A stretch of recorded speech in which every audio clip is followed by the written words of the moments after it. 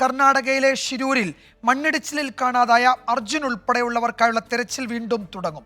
Karnataka chief സെക്രട്ടറിയുമായി നടത്തിയ ചർച്ചയ്ക്ക് ശേഷം മഞ്ചേശ്വരം MLA AKM അഷ്റഫാണ് ഇക്കാര്യം അറിയിച്ചത്.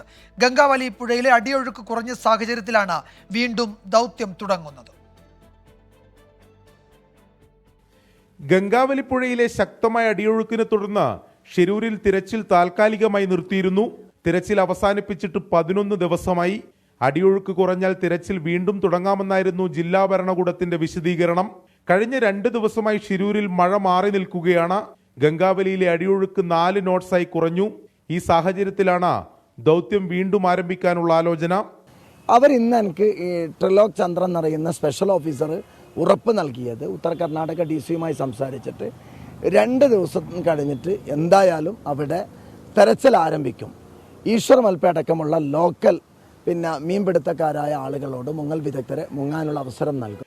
2 ദിവസം കൂടി കാത്തിരുന്നാൽ അടിയൊഴുക്ക് 3 നോട്ട്സായി കുറയുമെന്നാണ് ജില്ലാ ഭരണകൂടത്തിന്റെ വിലയിരുത്തൽ. 3 നോട്ട്സായാൽ പുഴയിലിറങ്ങിയുള്ള തെരച്ചിലിന് മുങ്ങൽ വിദഗ്ധൻ ഈശ്വർ മാൽപ്പയ്ക്ക് അനുമതി നൽകാനാണ് തീരുമാനം.